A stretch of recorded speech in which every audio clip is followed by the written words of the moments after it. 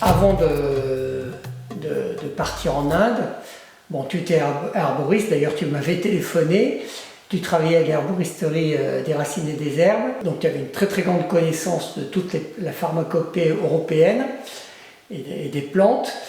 Et quand tu as fait le BAMS, est-ce qu'il y avait une grosse partie herboristerie par rapport aux plantes indiennes à Jamnagar? Oui, bien sûr.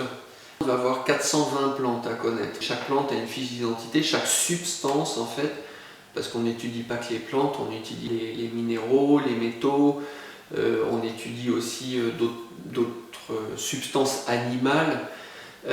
Et en fait, chaque substance a une carte d'identité qui est assez complète pour comprendre en fait ce qu'on appelle la pharmacodynamique, si on le voit à un niveau moderne, c'est-à-dire comment agit la substance dans le corps. Donc nous en Ayurveda, on base cette pharmacodynamique sur les 5 éléments et en regard de ça, on regarde comment elle va agir sur le terrain des individus eux-mêmes faits de 5 éléments.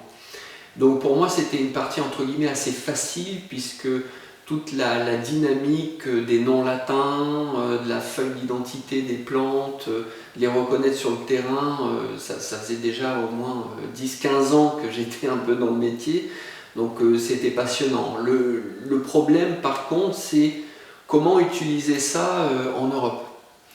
Et il est vrai que beaucoup de mes enseignants et certains de mes collègues indiens me disaient mais en fait tu vas rentrer chez toi, qu'est-ce que tu vas faire? Et du coup pour moi c'était assez troublant, non pas dans le sens de ce que j'allais réellement faire, mais de comprendre en fait qu'ils n'avaient peut-être pas toujours compris que en fait chaque substance est sa carte d'identité et que cette carte d'identité elle est universelle, c'est celle des 5 éléments et que du coup ça peut s'appliquer à toute substance, qu'elle soit en Inde, en Australie, en Antarctique ou en Amérique du Sud ou en France.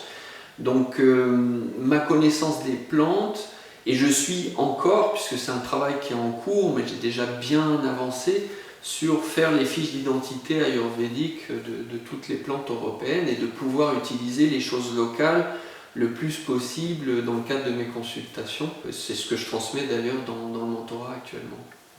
Et dans tes consultations, dans les traitements que tu donnes à tes patients, indépendamment d'Ayurveda Data, quelle est la part des plantes indiennes que tu donnes et quelle est la part de plantes européennes qui sont inconnues de l'Ayurveda indien que tu donnes? Quel est le pourcentage? Je fais appel à un quart, peut-être un peu moins d'un quart de plantes indiennes, ayurvédiques, légales en France bien sûr, qui suivent la législation française, qui sont vendues sur le marché.